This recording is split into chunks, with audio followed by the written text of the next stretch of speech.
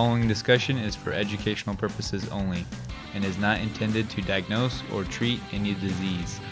Please do not apply any of this information without first speaking with your doctor.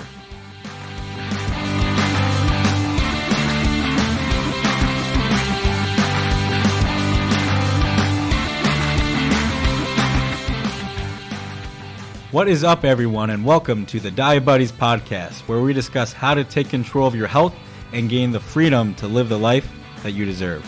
I'm Garrett Panno, and with me is my co-host, Dr. Grady Donohoe, who is a board-certified chiropractic internist.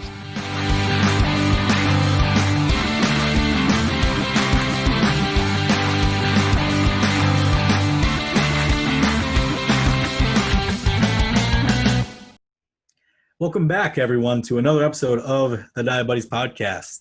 Dr. Grady and I are talking about more activities and different situations in those activities, and how can a type 1 diabetic move through this world and have good blood sugar, and what are some pitfalls and maybe some things that he and I have messed up on and are common to mess up on, and all this and that. So it should be a pretty well unstructured and fun episode with some of the things we're going to talk about. So thanks for tuning in, and appreciate it.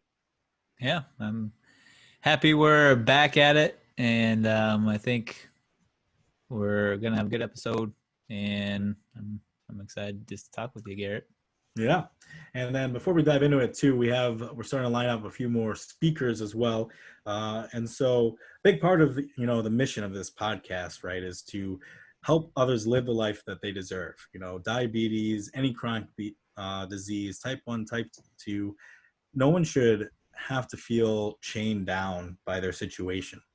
And here, obviously, we are focusing on diabetes. So, if you're a listener and you feel like you want to share some kind of story, we'd love to talk with you and just, meet you and go from there. Because I think the more we connect and the more we have people on here, the better our voices can be heard to lots of people. So that being said, the first activity we're going to be talking about managing blood sugar, and that activity is camping.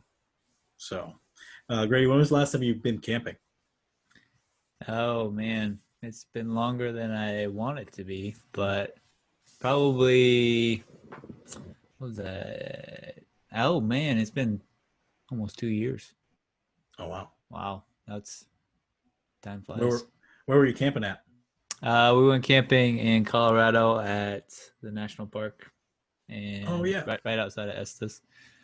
And we went camping a few different ways there. We did a backpacking where we just hiked like 6 miles in, and then camped for the night, and then walked back out. Then we went to a campsite one night, and then a cabin for the other one. But how many days total was that?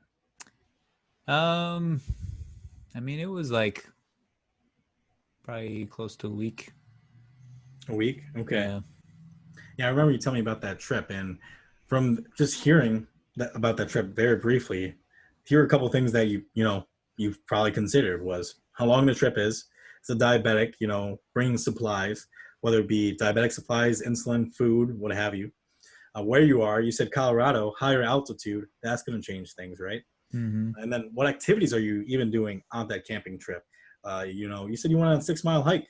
Yeah. That's its own. How do you manage those situations too? And and then sleep, of course, and all these other things with camping, and we'll kind of dive into right now. But those things are something, or many events of camping that a diabetic needs to consider even before they get there, and then situations of high, low blood sugar, yo-yo, all these things, doing these activities. So how did you prepare, Dr. Grady, for this trip? The biggest thing is, one, making sure that you pack your supplies. I think I'd said this before on a previous podcast, but every time I'm packing for a trip, or whether it's camping or not, I always hear my mom's voice in my head. Did you pack your supplies? Did you pack your insulin?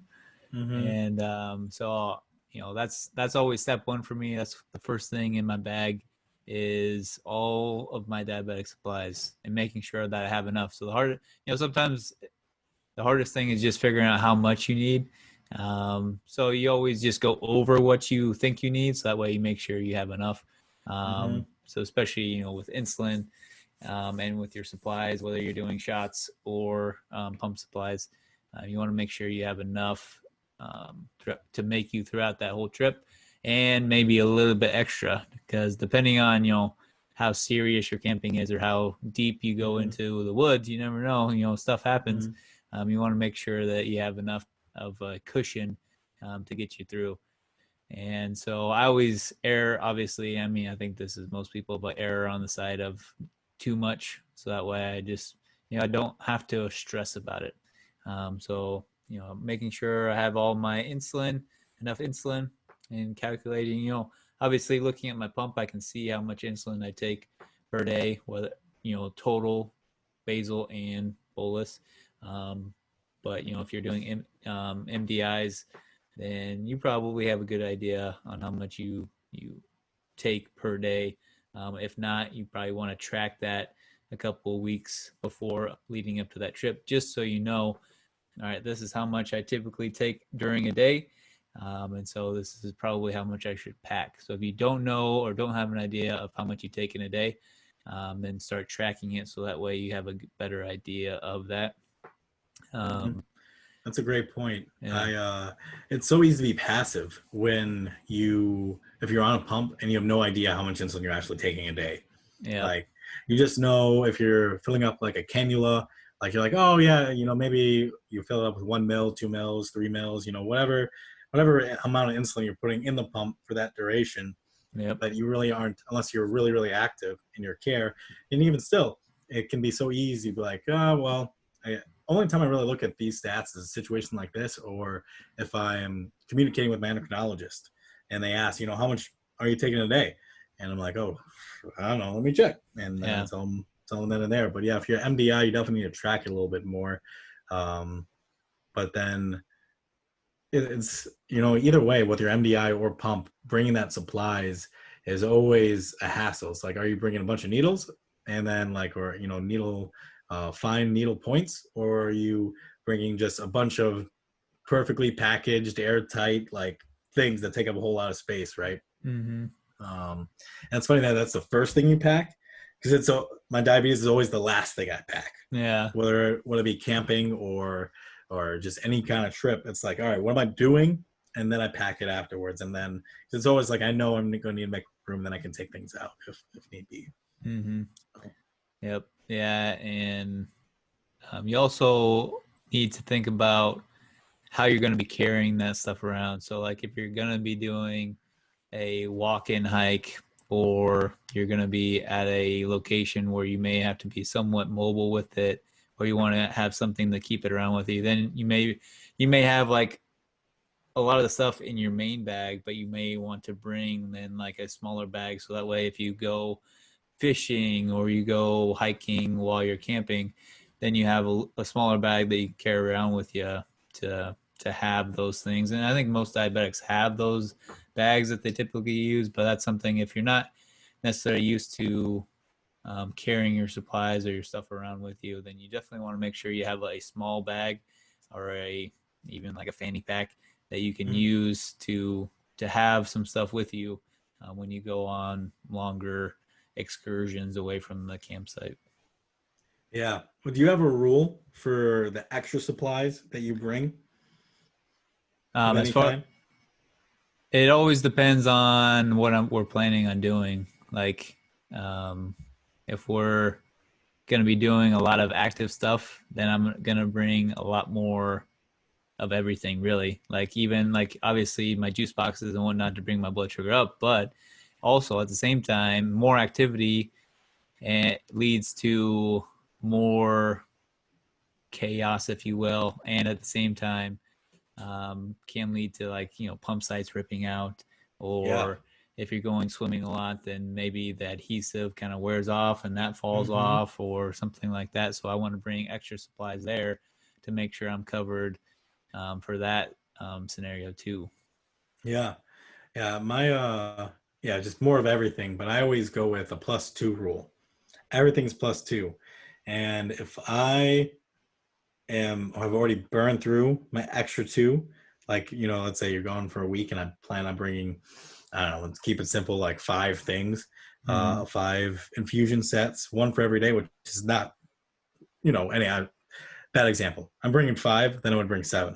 Yeah. And if I burn through them way faster, it's on like day 4 out of 5, and I'm already on like number 6, and then, well, my mindset is I got to make this work.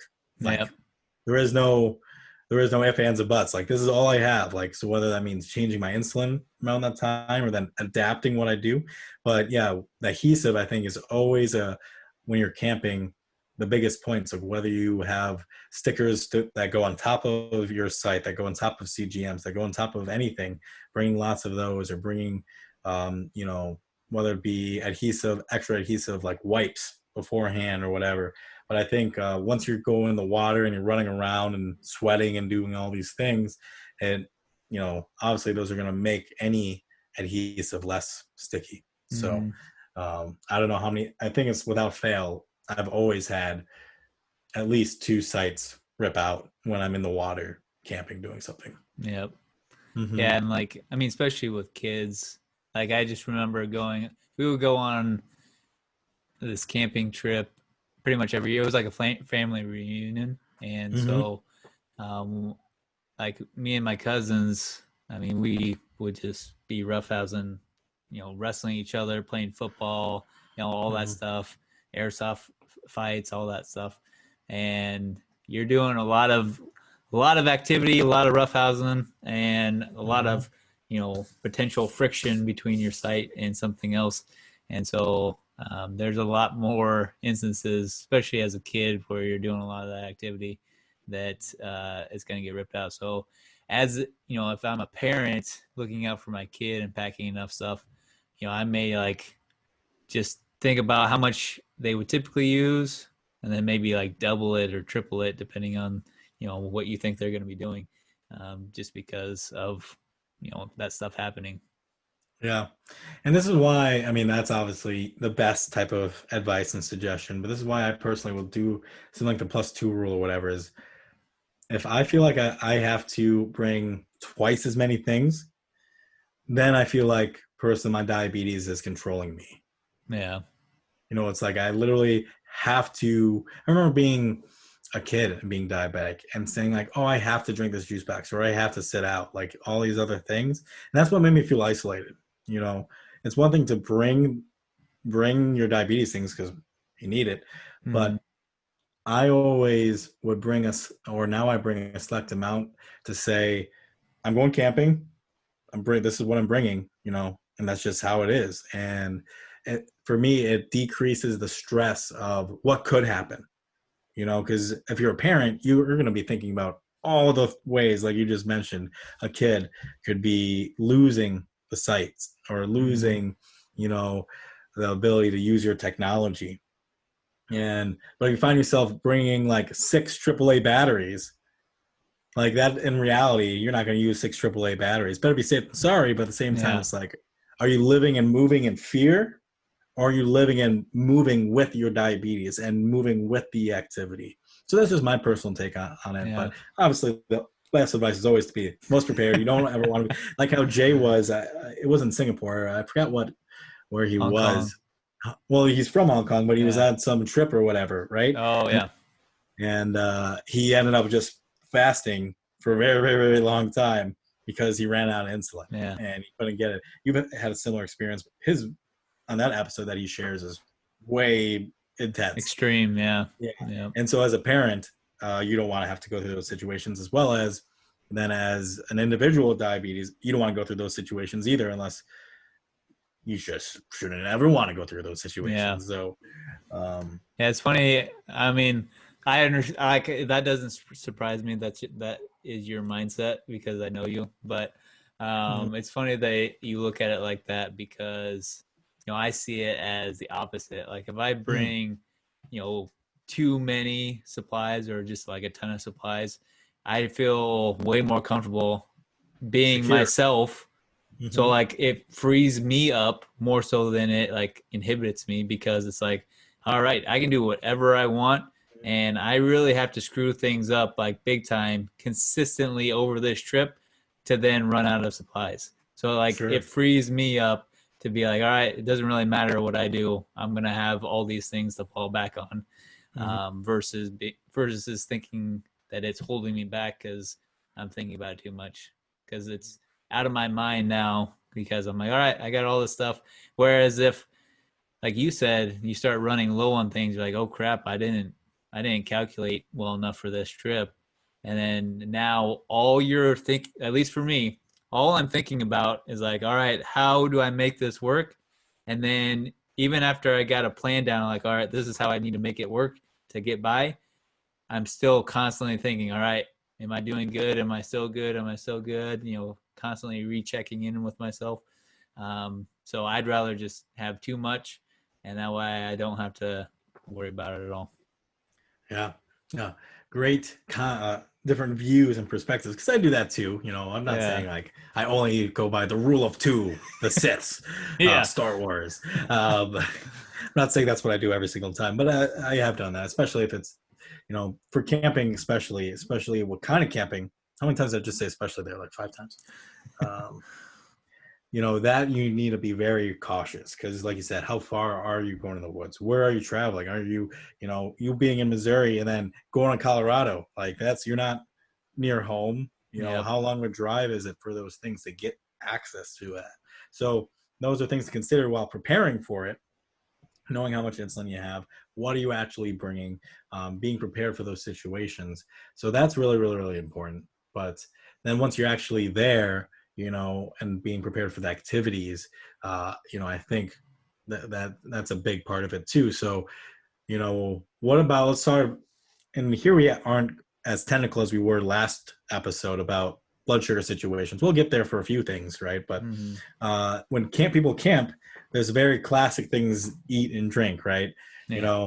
If you're camping, chances you'll be eating hamburgers and hot dogs, and maybe walking tacos, and maybe chicken of some kind. If you have a good group, s'mores. If you have a good group, maybe you'll put like vegetables in tinfoil in the fire. Oh yeah. Got a good group going on. But then people bring snacks of all kinds, and chocolate and sweets. And then if you're an adult, you might be drinking alcohol, and not have a lot of water. But if you're a kid, maybe you're drinking Kool-Aid. I'm just thinking about like a classic American in the woods family camping. I don't know. But so when you are thinking about then food, I bring this up to transition to camping, diabetes, food while camping. Yep. What are you thinking? Are you bringing lots of glucose tabs? Are you bringing lots of juice boxes? Are you really investigating who you're going with and what food you're planning on bringing in? Are you really involved in that? How do you go about planning the food aspect and snack aspect of camping as a diabetic? Yeah. So as you know, I'm super on point with my food. And so, I can't help but try and make sure that I have good food throughout the whole thing. So to dissect that, I'm going to be bringing lots of juice boxes, depending on what we're planning on for activities. If we're just literally hanging out at a campsite and not really doing anything, obviously I'm still going to bring some juice boxes because you're still probably going to have lows throughout that weekend. But, depending on how active we're planning on being, I'm going to bring, juice boxes accordingly. And for the most part, I'm going to way overestimate those juice boxes. So I'll bring, cases of juice boxes just to make sure that I have enough and so I don't run out. Like you've literally brought a 24 case of juice boxes. Yeah. Wow. Good for you for being an advocate for yourself. Yep. Oh man. Being grown men bringing 24 juice boxes just for yourself. No one else. No kids. That's my juice. Sharing is caring though. But anyways, go on. But so I make sure, because that's my method of bringing my blood sugar up. So I make sure to have plenty of that. And then as far as, if we are going to do some activities, if it's going to be somewhat active, and or even if it's not, we're just going to be away from the campsite, and so you need some sort of snack, then I'm going to make sure and bring plenty of of snacks. And when I say snacks, for me, snacks are like animal products, so like jerky or sausages or something like that, to help keep my blood sugar stable and through that activity. And also, I mean, just making sure you're getting enough food throughout the day. So I'll make sure to bring good, healthy snacks. And then as far as just like mealtime foods, I definitely am going to be asking around with the group that I'm going to be with. All right, what do you guys plan on cooking for meals? And if it's a group that's like, super unhealthy and they're planning on having all this unhealthy food, then I'm like, all right, that's fine. You guys can eat what you want. I'm just going to bring my own food and make sure that I have that with me. But if it's like a healthier group that they're all kind of relatively like-minded, then I'll just you'll just coordinate that, like who's bringing what, and try and nail down like what we're gonna have each day. Like that's just something I grew up doing, as far as like if we're planning a get together with another like family group, like my uncle and his family or something like that, then we plan out the meals. So like breakfast, and we at least do breakfast and dinner, lunch, and then sometimes we'll have 3 meals a day. Sometimes it'll just be kind of snacking depending on how busy we are. But we at least have those 2 meals, and we plan them out. So like, all right, on this morning we're having eggs and bacon, and then at night we're going to be having this supper. So for the most part, that's kind of how I grew up. And so if I have a group like that, then I'll just say, all right, we're gonna have this for breakfast, and then this for dinner or whatever, and try at least plan it out, so that way you have an idea, so you're not like you get to like really late at night, you're like, all right, I'm starving, what are we gonna eat? You at least have a plan, so that way everything's somewhat ready to go, and you're not like starving yourself either. Yeah, no, that is the most controlled way of doing it. And I think you already hit in the beginning part of the conversation, is making sure you have enough low blood sugar. Because I think more times than not, you are going to encounter, when you're hiking, when you're doing camping activities, you're going to have low blood sugars, probably more than hyperglycemia. There's situations where that will happen. But more times than not, you will probably have more lows when you're doing these things than highs. Yep. And so if that means, let's say, Grady, you're pretty animal based. Sometimes you're not very animal based. Sometimes you're lots of veggies. I've seen you go through different fluctuations, but it's like, if you only eat a lot of vegetables, like don't be afraid to bring your vegetables, and find ways to bring that. Maybe you can coordinate that, like you were saying, with the group.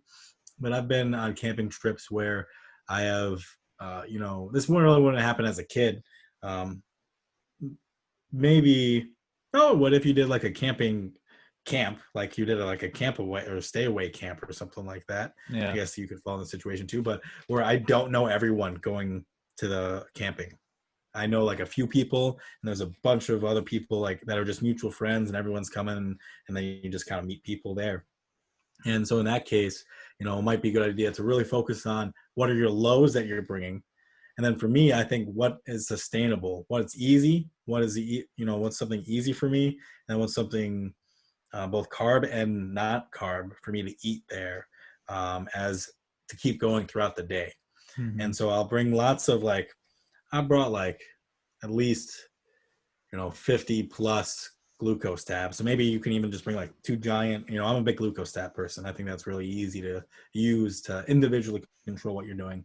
Very rarely do I eat more than I need to of glucose tabs, because it's like a constant reminder that you're literally only eating this because it's a low blood sugar. But anyway, so bring lots of my low blood sugar, but then I'll buy I have bought a 48 box of granola bars. And those are mine. No one else can have.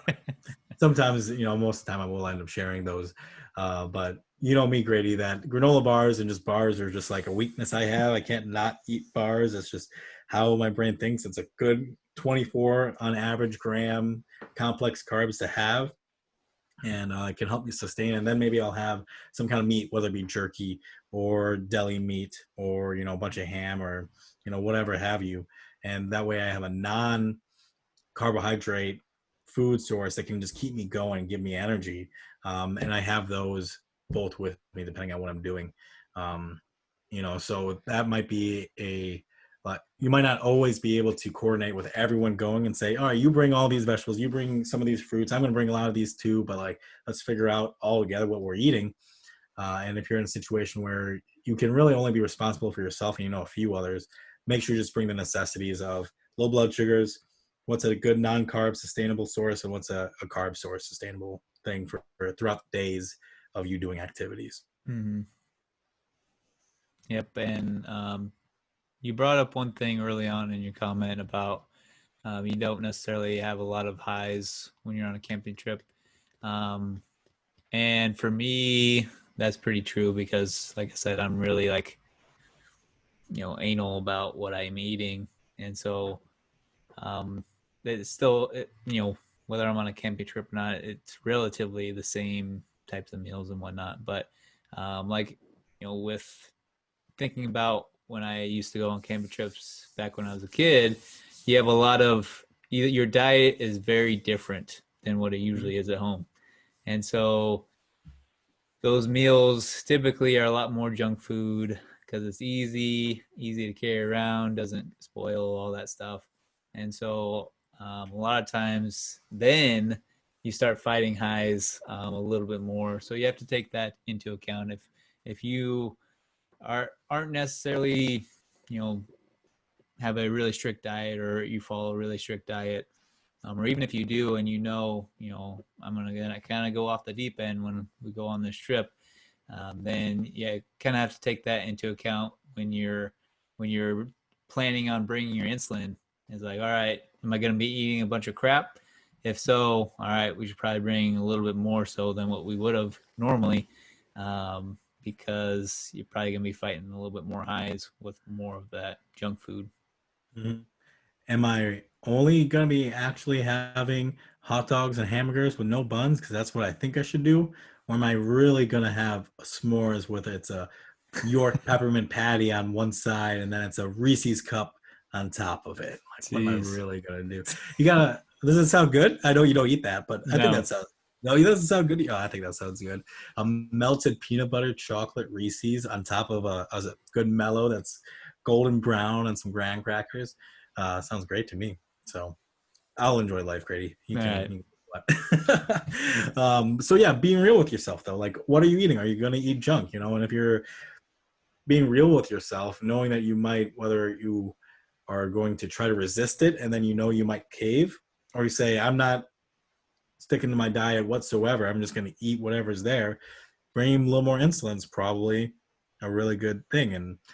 And talking before we get into blood sugar a little bit more, hydration, right? So this is something that a type 2 diabetic, this episode and last episode is very type 1 focused, but type 2, and if you're just not hydrating, there's a greater chance of having hyperglycemia when you're dehydrated because your cells aren't functioning the way they are. Signals and hormones aren't being created the way that they should be. And if so, then you might have more, that might be part of the equation that leads to hyperglycemia on trips like these. So making sure hydration status is really, really important, especially if you're doing lots of activities. You can't just have a Gatorade, which has its own issues by itself anyways. Have a Gatorade, be gone for a few hours, then have a beer if you're an adult, and then go and not have any water. Next thing you know, it's 6 p.m. You haven't had any water. Like that's going to be fuel the fire of hyperglycemia and temporary insulin resistance and decrease of insulin sensitivity while you're on these trips. So water is really, really important as a diabetic on these events. Yep. Nothing to add on that? No, I agree 100%. Wow. That's a first. Okay. So, hyperglycemia, but then once you combine that type of stuff with the food and then mismanaging the insulin, right? Maybe you are on a pump, and I know you wouldn't do this. I think it's a great strategy. If I'm hiking, if I'm being very active, I'm not in the water, I'm going to try to decrease my basal rate, I'm going to decrease it by 70% to be 30% of what it normally is. That's always, I found a really, really good number if you're doing activity. to start at. Maybe you go 50%, 60%, but decreasing your basal rate so that way you're not using as much insulin when you're up and active. But then the disadvantage of that then is when you come back at night and you are having a bigger meal, there's actually just less insulin in your body, and therefore it's going to change then when you do give yourself insulin. Let's say you do have a higher carb bun meal, something like that at camping, it's going to change how then your body metabolizes that too. And that could be part of a hyperglycemia reaction while camping. Mm-hmm. Yeah.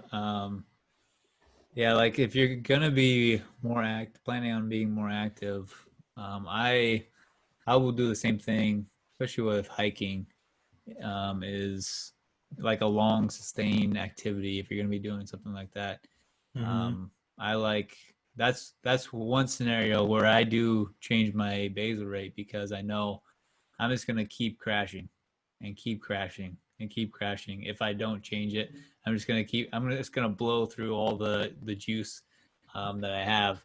So on those types of scenarios, I do decrease my basal rate. And so like obviously that's for pump users. For MDI users, that's something that if you know you're going to be doing something really active the next day, then you might adjust your long acting insulin, so your Lantus or something like that, to reflect the fact that you're going to be a lot more active that day, and therefore you're not going to need as much insulin or long acting insulin over that time, unless you just want to keep drinking a bunch of juice as you're walking on your hike or whatnot.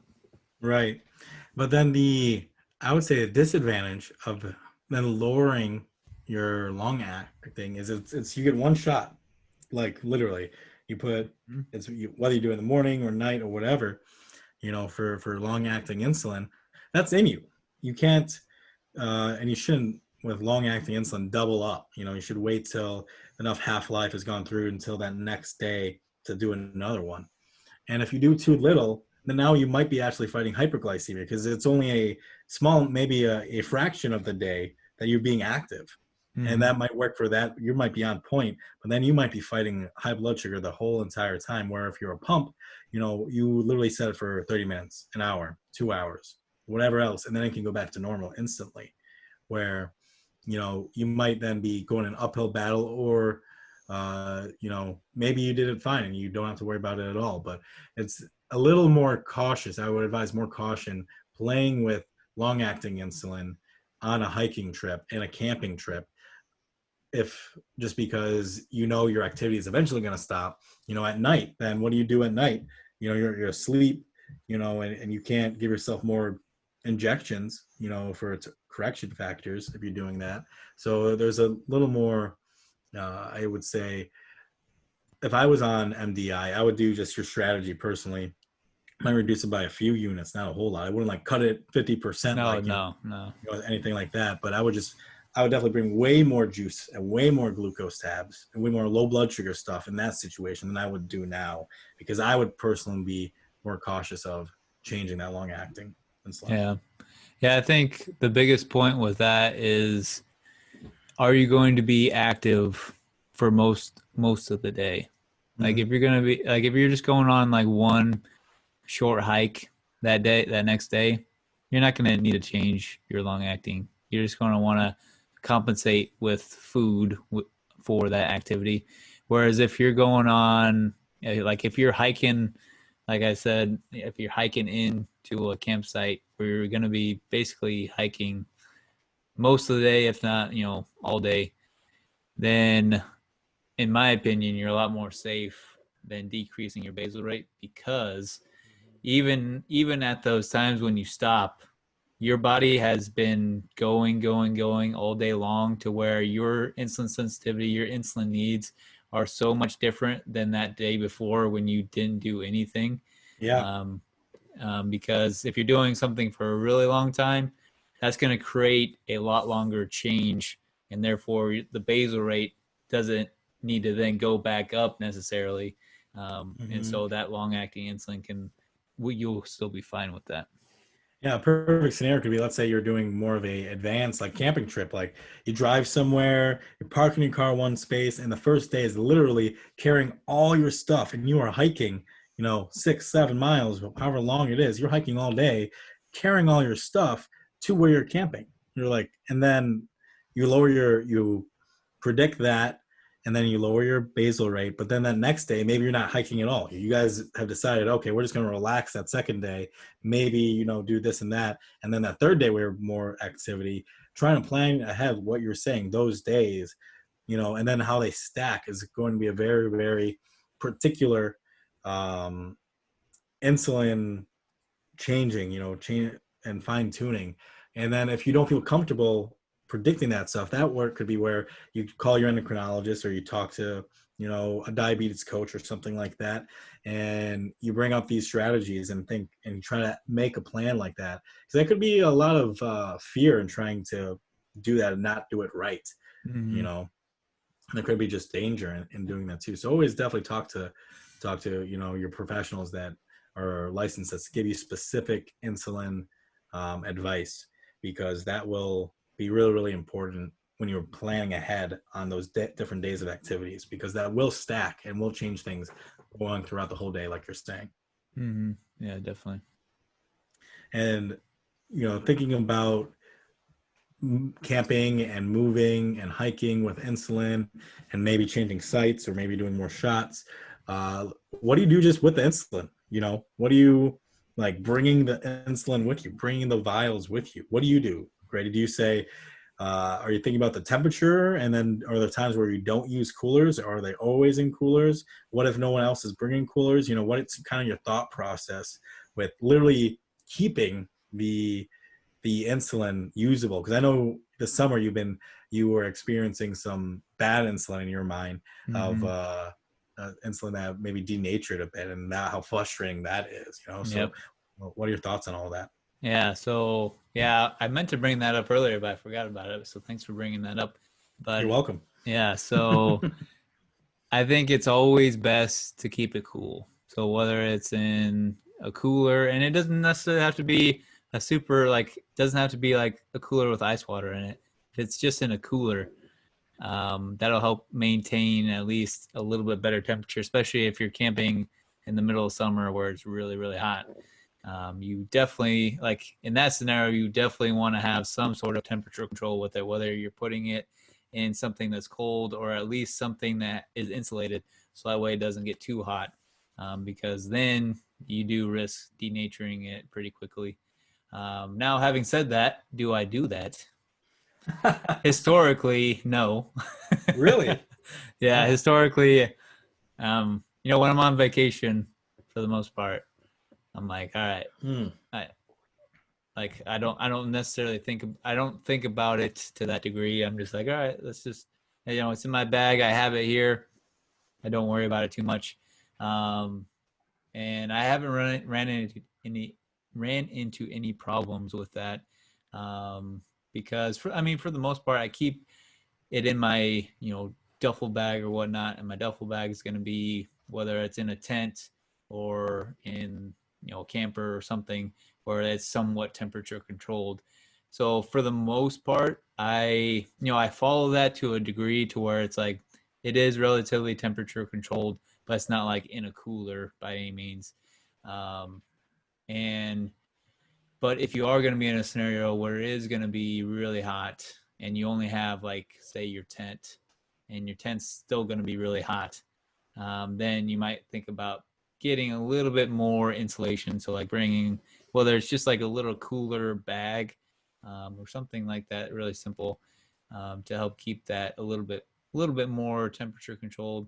I will tell you one story. It wasn't with camping, but like when I played football, Mm-hmm. in high school, I would keep my, Back when you were a heavyweight. exactly, back, I would keep my diabetic bag, with me at all times. So like when I be on the field, or like on the practice field, I would just keep it on the side of the field, and then go there when I needed to. And so like my insulin, my juice boxes, all that stuff was all in that. It was the same bag I used to carry around school and whatnot. So all my stuff was in there, my insulin included.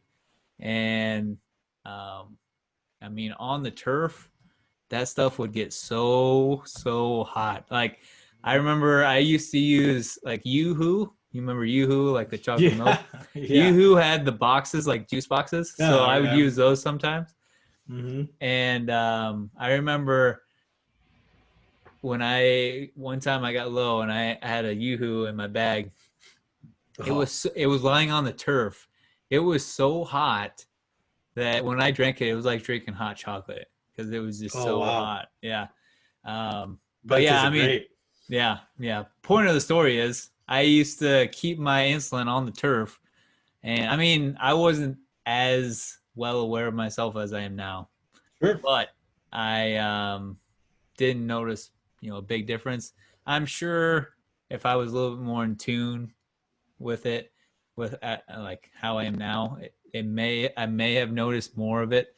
Because Mm-hmm. back then it was like it wasn't that I wasn't on top of things. It was just more so like I didn't necessarily understand a whole lot about the body. So like these weird changes that always happen with us, no matter how precise we are with our bodies.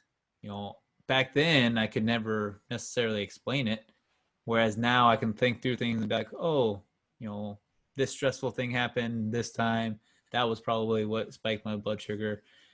Whereas back then it was like, what the heck, my blood sugar spiking. Nah, whatever. I'll just correct for it.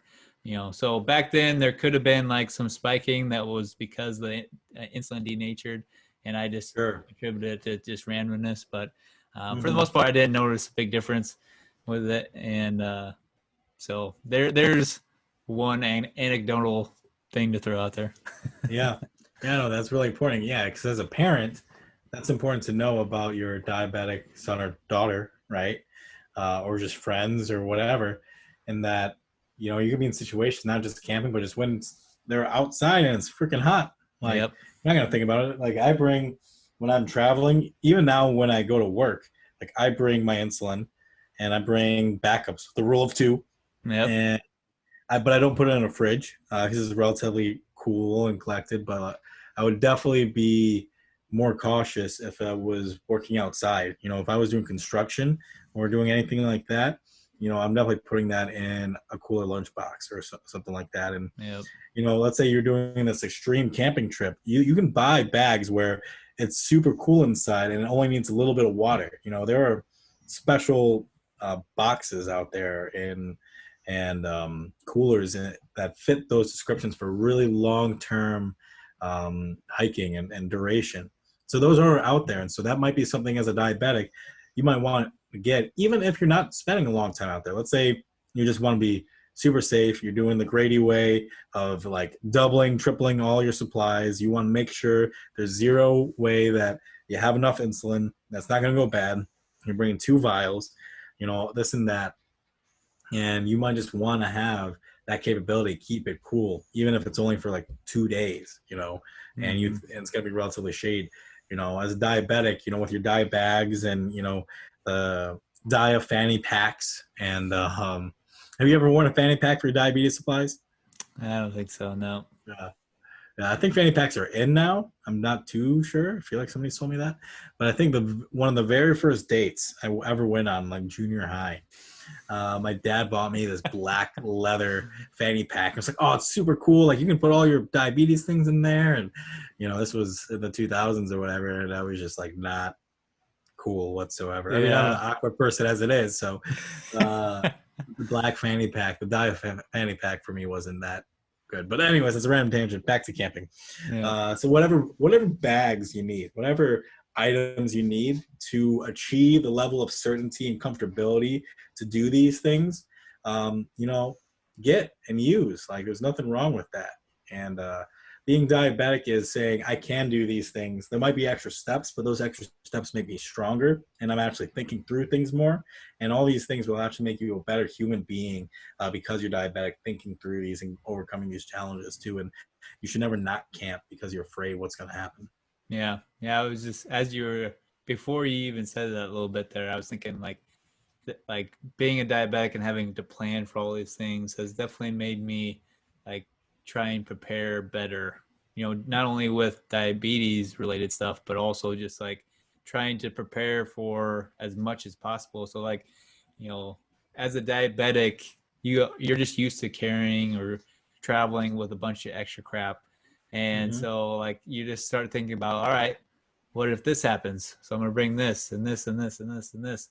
And so it's made me a better planner, preparer. So that way I don't get into a situation where I'm like, oh crap, I wish I would have brought this. It becomes fewer and fewer times that happens because, I'm just used to always thinking forward to what's going to be happening because I'm used to doing that with my diabetes. And so, along those same lines, as I'm thinking through with my diabetes, what's going to be happening, that some oftentimes triggers other things like, oh, I should bring that as well because that might happen too. Yeah, I totally agree. And then everyone has their mess ups or whatever, Yeah. You'll still not plan appropriately. You've told stories where you've had a fast because of insulin, not bringing enough or forgetting your diabetes bag. And so Yep. have I. And I think that's going to happen to everyone. And, again, kind of just need to accept that some of those things happen and live, learn, adapt. There's so many resources. If you find yourself in a situation, there are so many resources on what to do in those situations, whether it be medical lab companies that you don't need prescriptions for, or emergency clinics that have resources for you, or maybe your endocrinologist has a hotline and they can give you advice, or your pharmacy. Pharmacies are probably the best thing to call. And let's say you're not camping. Let's just say you run out if you don't plan properly. A local pharmacy will probably be able to direct you on local uh, advantages to getting supplies for cheaper or figuring out how to get them if you can't, don't have those with you. At least here in the United States, because we know that there are non-US people listen to this podcast. So, but anyways, let's say you're camping though, Grady, and you're about to go to a swim. Let's be a little more technical, right? So you're about to go to swim. It's like middle of the day, or kind of like about to be middle of the day, and your blood sugar is kind of high. You didn't plan for evening food. You didn't sleep well, so it's kind of a little bit higher. Kind of fluctuates, but not like an extreme yo-yo. And everyone's about to go swimming. So if you're wearing a pump, you're not probably going to be wearing a pump in the water, right? So how would you approach that type of scenario while you're camping, while you already have been camping and doing those types of things? Yeah. So swimming is the perfect thing in that scenario because I know for me, and I know for a lot of people, swimming, I mean, just overall, you're using a lot of muscles and you burn a lot of glucose, a lot of energy when you swim. And so swimming almost always just tanks my blood sugar. So that's the perfect scenario for swimming for me.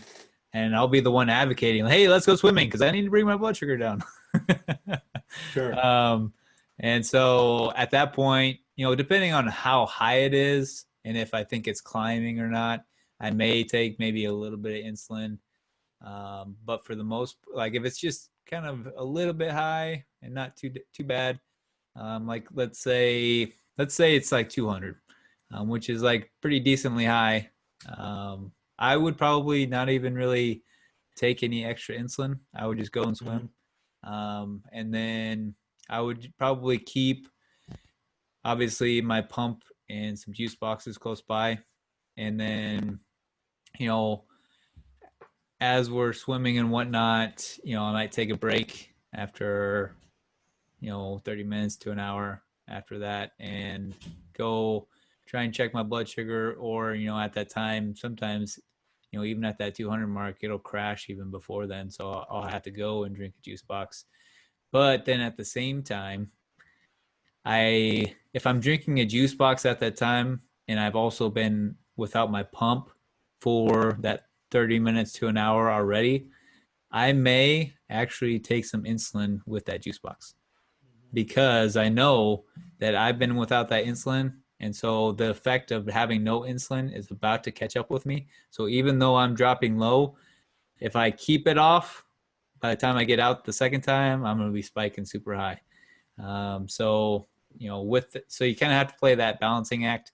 Sometimes you're going to get those wrong and you're going to crash even harder. But yeah, I will, at that, especially if I know we're going to be out there even longer, then I'm going to take a little bit of insulin to help get a little bit of insulin in my system, so that way I don't go without insulin for too long. Yeah, no, that's a perfect example of maybe the technicality that can happen to a type 1 while camping. Not very often are you in situations where you're predicting to drop low, so you're trying to get ahead of it and have juice, and simultaneously you might give yourself insulin at the same time. Mm-hmm. That I would say to most people probably would seem pretty crazy. Like, what? How does that work again?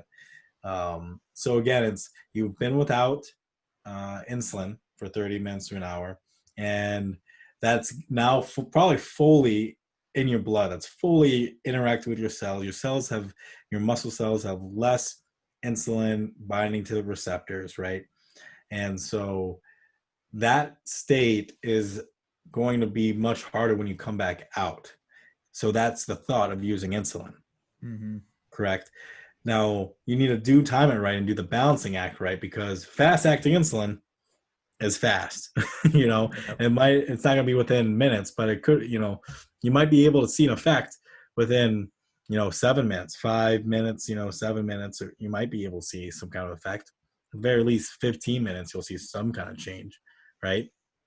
And but because of the activity, you're using the glucose there that's already available, eating it up. Your blood sugar is about to go down. And you feel that. That's why you want the juice box. And so it's a very, very fine balancing act. But that's one example of something that can happen while camping. And then you're using your supplies. You only, instead of the 24 juices that you brought, Grady, you only brought 5 because you weren't thinking about it. You just grabbed a few, and then you didn't bring a whole lot of insulin. That's something that you need to maybe think, oh, okay, well, maybe I do need a little more juices. Maybe, this can happen. Yep. So that's a fantastic example. Yeah, so it might be kind of scary to take insulin and at the same time that you feel low, or maybe you're going to be dropping, and you're trying to preemptively drink a juice box or take some sort of glucose. It can be scary, taking insulin during that time, but you have to think about what's going to be happening in the future, and is that insulin going to be, or that lack of insulin, going to catch up with you later on, because it ends up catching up with you. Trust me, I've done it several times, and I'm like, gosh, it was so perfect during the whole time, and then later on, now I'm high all the time.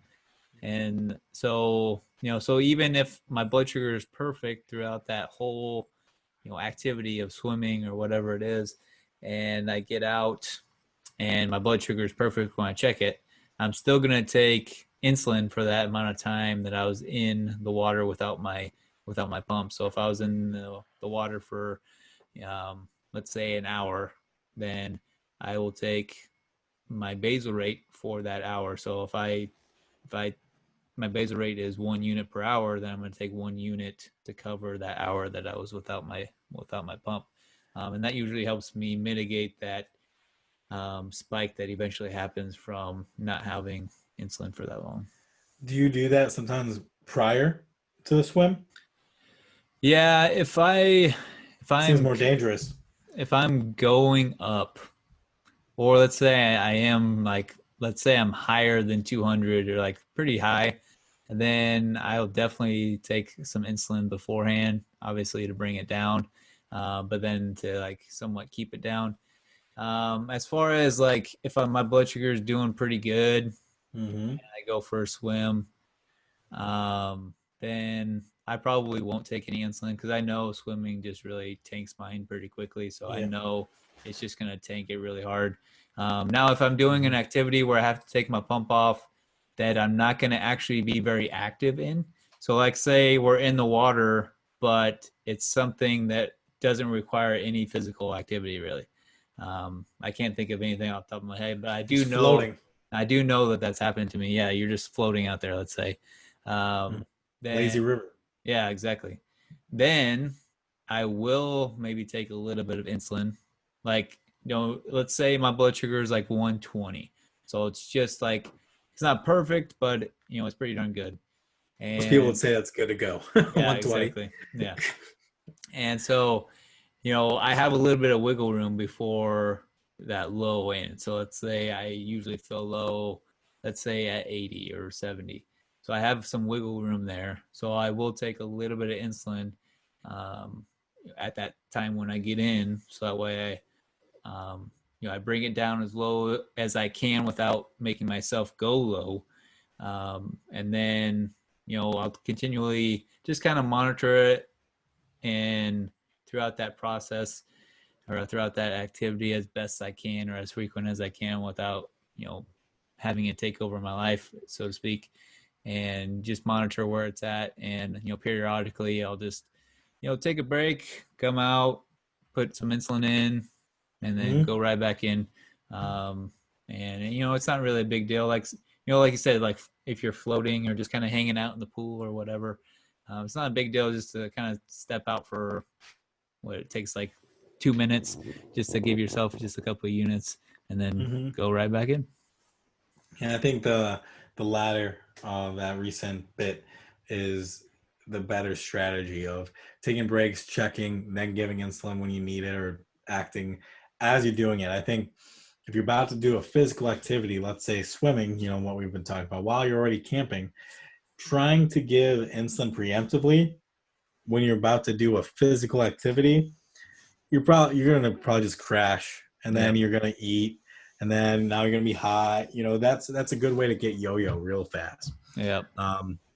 Now, depending on how you do on the back end, it's also a really easy way to do yo-yo. But if you are checking periodically, and then maybe you're even, let's say, I think I've done this strategy where I'll check periodically. I see I'm kind of high, but I won't give a full bolus. Let's say, I'm 160 and I think I'm trending up.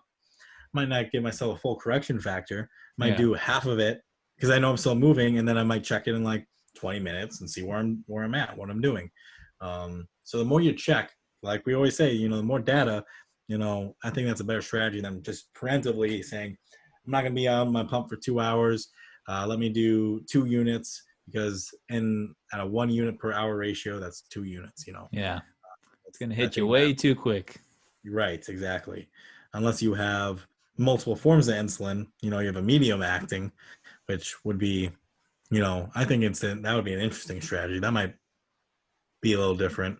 I think if I were to do triathlons, and eventually when I train for some like crazy half Ironmans or Ironmans, that's what I would want to do, because I wouldn't be having a pump on during that swim, but I'm probably going to need insulin. So using medium chain, but not medium chain. What am I talking about?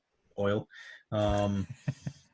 Medium acting insulin might be a good strategy, but most people don't have that. It's either MDI, fast acting, long acting, or just short acting and an insulin pump. So yeah, cool. What about you got any other kind of like scenarios or reflections on some of the camping trips that you've been on?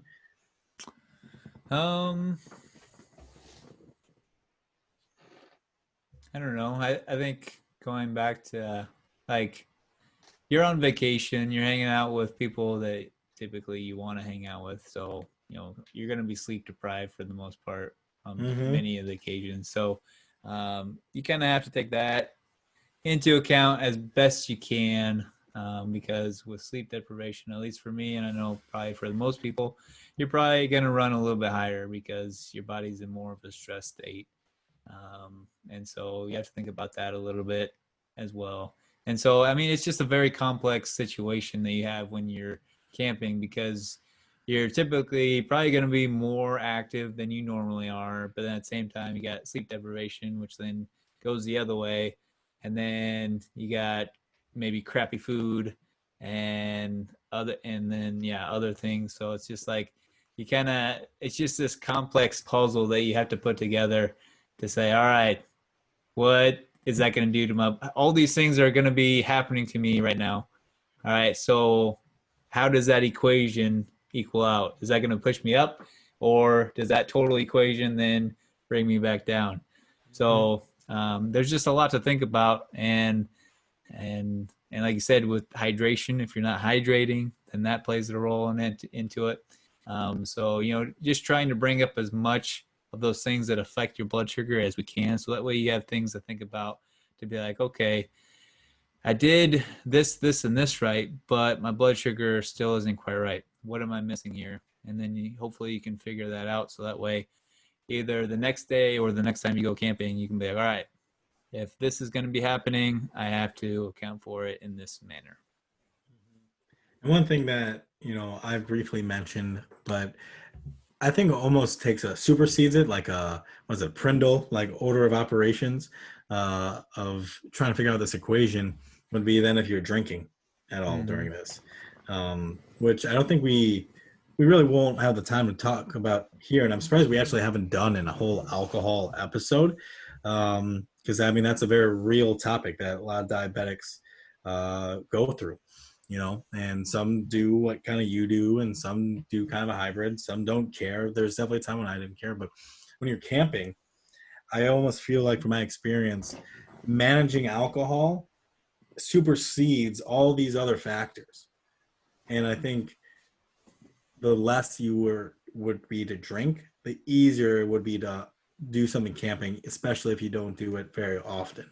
And if you're just not, if you feel like you can't manage alcohol and insulin very well in those situations, even if it's casually, 1 or 2 beers, and you feel like it affects you, don't know what to do, might be definitely something to stay away from during those times, especially, and this is to the 21 and older crowd. So if you're a kid, obviously you shouldn't be drinking and camping. But I feel like maybe we'll do that around New Year's or something like that, like an alcohol episode. But because I know I'll share some silly stories because it's real. But I think from my experience and knowing about the biochemistry and things like that, alcohol always supersedes so much other parts of your metabolism that managing that while camping in a situation where you might not have a lot of resources, making not smart decisions, that will be superseding all these other factors. Am I hydrated enough? When am I swimming? When am I doing all these things? You can plan all you want, but one second you put alcohol in that situation, it becomes how do I then manage this alcohol in my body? What do I need to do situation? So I will throw that in there as we're wrapping up the whole camping conversation, because I think most people do end up drinking, when they camp once they're older, so want to throw that out there too. Yep. Yeah, obviously my position on that, but like you said, like for those who don't know and maybe are listening for the first time, or Grady is a very big, he doesn't drink, and so it's always easier to operate when you're not drinking. So that's kind of his point right there. But go on. Yeah. So just as you're talking through that, it like that whole situation is just very, scary to me. Like going into a situation, especially if you if you don't drink very much anyways, and then you go and do that with friends and whatnot, like in that camping situation, I feel like is almost more of a dangerous situation than if you were to go out with your friends, because one, you're just kind of out there by yourselves for the most part. But you really have to be reliant on your friends to make sure that they know what to do if something bad were to happen, or to make sure that they wake up and check on you to make sure that you're still coherent or even alive.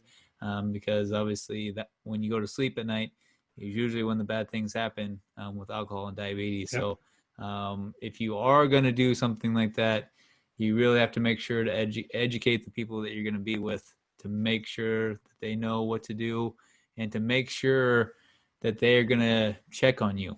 Like it's not, you may think of it as a inconvenience, but living life is more important than inconveniencing people. So yeah, your life is not inconvenient. Yeah, exactly. Yeah. And I think all of your friends that you would be doing stuff would agree. So bring lots of supplies 2-3 times. Bring something to cool your insulin. Try not to drink. Yep. Or just don't, or just if we're doing the absolutes, don't drink. Yeah. There you go. Those are the easy minimal ways to go about it. But obviously we just had all these conversations because sometimes in life you don't do those things. Yep. So We're going to be publishing this episode about camping the week of Thanksgiving. So I feel like we have to talk about Thanksgiving a little bit. Yeah. Yeah. We don't have to get into too much of it, but handling all those things, and as a diabetic, what do you do on Thanksgiving? Because we're over an hour into this episode, so I feel like we can just start talking. We could probably talk another hour about Thanksgiving, right? But tryptophan doesn't make you sleepy. Okay. Yep. That's it. That's all we need to talk about Thanksgiving. But anyways, so what are your thoughts with type 1 diabetes and going into Thanksgivings? Obviously, this year in 2020, for a lot of people, Thanksgiving is going to be way different. Some people, and we're not advocating one way or another. Some people are having large gatherings, very traditional. Some people aren't. Some people are by themselves. Some people are having two people over, but that regardless, Thanksgiving is a time where you normally eat a lot of turkey and mashed potatoes and stuffing and all those traditional things here in the United States. So how do you go about Thanksgiving as a type 1? Yeah. So I want to speak to all my people out there that stick to a good diet and they're really good about managing everything. Don't let your family guilt you into eating something that you don't want to eat because it's going to mess with your blood sugar. Because it's just a disaster when that happens. Mm-hmm. So stay strong and keep pumping through. Stick to your guns. Yep. Stick to your guns and just, help them understand that the fact that you're not eating something isn't a reflection on their cooking. It's the fact that you have to control what you eat to help manage your blood sugars and help make you feel the best you can. And so, I just wanted to throw that out there. I know not everybody is of that mindset, but I know when I started eating a lot healthier and then going back home to certain events, whether that was Christmas or Thanksgiving or whatnot, your family can't help but pressure you into trying to eat things that you shouldn't necessarily be eating or that could impact your blood sugar negatively. And so, it took me a couple of those occasions to be okay with myself to say, no, I'm not going to eat that, but I will eat this. And at the same time, train my family and my friends to be okay with me saying that and letting me do that, and not pestering me about, they still kind of rib me every now and then, but they just do it kiddingly. They don't be like, hey, why don't you have some of this or whatnot. Or you're like, your grandma looks at you with like defeated eyes when you say no to her to her cake or something. But it's carrot cake, Grady. Yeah. It's got carrots in it. It's pumpkins. But on the other hand of things, so how I handle Thanksgiving is just like trying to make it, as normal as possible to my regular life, but obviously, celebrating to as much a degree as I can. So like, obviously I love to eat, so I eat a lot. It's just, I make sure that it's still food that's I'm good at managing and that I know my body is going to react positively to. It's just going to be maybe a little bit more than I need. So that's still going to affect my blood sugar a little bit more than maybe a normal day. So I'll have to account for maybe excess protein or excess fat or maybe a little bit more carbs than I'm used to, but it's still the same carbs that I would normally have. So yeah, I still an example of like that statement. So like, obviously with turkey, turkey is usually the protein that we have on Thanksgiving. So like, I'll have a ton of turkey because that's like one of the few things that I can have that's on the table usually on a Thanksgiving dinner. Mm-hmm. So I load up on turkey and eat a ton of turkey. So that's going to affect my blood sugar maybe more or differently than a normal meal because normally I balance it a little bit more. So I'll have to take different ratios. So like, since it's not maybe a carb heavy meal, then I'll have to calculate it for my insulin for the protein that I'm going to be eating, and also the timing of that. Because sometimes if you have, or at least for me, if I have more fat, then I have to wait a little bit before I take the rest of my insulin. So I have to think about that. If I do end up having something that has a little bit more carbs in it, and I'm not necessarily used to having carbs in it, but it's still something that's good for me, then I'll have to figure that out a little bit. But for the most part, it's the protein aspect that sometimes changes things, because gorging on protein and fat affects my body differently than, say, like if I just gorge off of carbs. For the most part, I can just take the same amount of insulin as far as like how many carbs I eat. I can just keep bumping it up, and it's going to affect my blood sugar the same.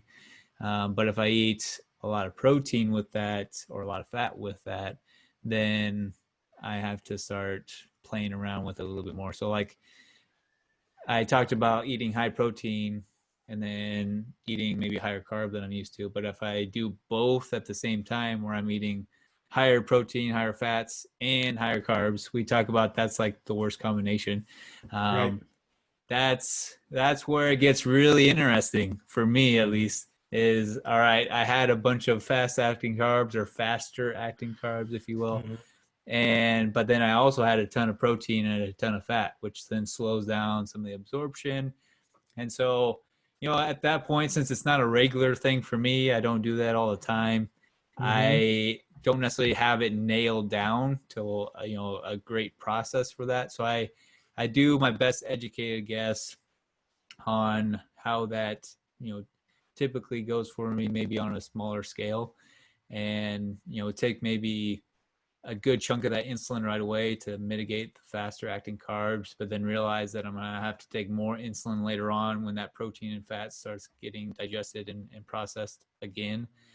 So I'm going to be checking my blood sugar a lot more on Thanksgiving or on those holiday days where I gorge myself, because I know that just because it's perfect now after a meal, and I'm like, oh yeah, I bolused enough insulin for it. Yeah. That's not necessarily the full story. It's going to get you later on. So Right. I am definitely checking my blood sugar a heck of a lot more those days, just to make sure I stay on top of things. Yeah, I think we'll refer to older episodes. I'm trying to look at in particular what exact episode number. The one where we specifically talk about digestion, right? Let's see, what number Gastric is that? emptying. A gastric emptying time. What was that? That was probably 14, 15. I'm looking at 19, episode 19. How is digestion related to blood sugar? I think that's a good review episode, and a couple other episodes. Yeah, because I think for you, who you're not very experienced, you don't have a magic pizza formula like I have, because I've experimented with pizza enough. But yeah, if you're not familiar with some of those foods, it's going to be, it's guess, and taking it slow and taking it step by step is going to be really, really important. I'm trying to think. I've been, as we were talking, I was trying to listen, but at the same time, brainstorm. It's like, what does Grady eat that's a splurge on Thanksgiving? And I was like, I bet it's sweets. I bet it's more like you'll have your turkey, you'll have your vegetables. But I bet if you're gonna splurge and like enjoy the day, I bet it's like gluten-free sweets, because that's part of your diet, gluten-free stuff. Like, is that true, or like, would you have gluten-free stuffing? I can't even imagine you eating. I'm not a stuffing. Even when I ate like crap, I wasn't a stuffing guy. But like, yeah, if my mom finds some recipe that's like all the ingredients are Grady approved, what she says, then I'll have a little bit of that. But usually, for the most part, they don't make me sweets because they know I probably won't eat them. So But like something that's higher carb that I may splurge on that I wouldn't necessarily have would be like maybe like a sweet potato or squash or something like that. I think last year my mom had me make like a bunch of butternut squash, and so I put like um, uh, cinnamon and stevia and stuff in it, and made it like really sweet, and it was actually really good. Even people who don't eat healthy, they're like, "Hey, this is actually pretty good." And so I splurged on that a little bit. But yeah, nothing too exciting. I imagine everyone is so happy Thanksgiving, in years past, and you just sit down and you have a steak and salad that's just like 20 ounces of steak or something like that. That's so funny that you say that, because this year we're going to have, instead of turkey, we're having steak. And I'm assuming that means we're going to have steak and vegetables. Because usually when my parents make me steak, they just cook up a ton of vegetables on the grill too. So yeah, that's this year's Thanksgiving. That's pretty funny. But to kind of reiterate a couple of things that you said, whatever your diet is, whatever you normally eat, don't let friends, family, or even just the environment of Thanksgiving Day dictate that you should eat something that you typically don't. That being said, being human, if you are, take it slow, use some strategies you've kind of learned about, and just, go at it, because there's a balance of, I don't think we've talked about this. You and I have talked about, but I don't think we've recorded about the what happens psychologically when you are so restrictive, and how that affects your digestion, how that affects everything with food and blood sugar and things like that. So if you are making those things, just take it slow, and you can still enjoy the day. But do what is going to be best for your health long term, because it's just one day, and you can still enjoy the day without eating an entire cherry pie, unless that's what you want to do. You live your life. Live the life that you deserve, but you also deserve to live long and healthy. Yeah. So. Also understand, if you eat a bunch of crap, that you deserve to be having blood sugars all over the place, because that's what's going to happen. Reference back to our personal responsibility episode. Yeah. Okay. Fair enough. I will head nod to you, sir. So, okay. But with that being said, I'm glad that we only talked about one. Well, we kind of talked about hiking too. Originally, when we were planning on this, we thought we were going to take about 5-6 events, different sports and other things. And I think this camping in general has a lot of variability in it. So I think this was a lot of good information. So if you stuck around this long, got to listen to that extra holiday special Thanksgiving episode. But if you did stick around this long, we appreciate you listening and appreciate you sharing the podcast and participating with us on, whether it be through emails or social media or whatever have you. So it feels good to be almost a full year into this project with Grady and without all you guys, and still continue to grow and just have chances that a year ago Grady and I never have. So thank you, and we appreciate you continuing to live the life that you deserve and continue to share that message. Yep. Yeah, it's that year has gone by super quick. And like Garrett said, we're glad to have you guys, and keep sharing it with other people, whoever needs it. And we're also hopefully going to be coming out with more content, but then also different stuff. So like our website's about ready to be finished. So we'll have that together with blog posts and maybe even a store later on. So keep waiting for that stuff. Keep sticking around, and thanks for listening, guys. We'll catch you on another episode of the Diabetes Podcast.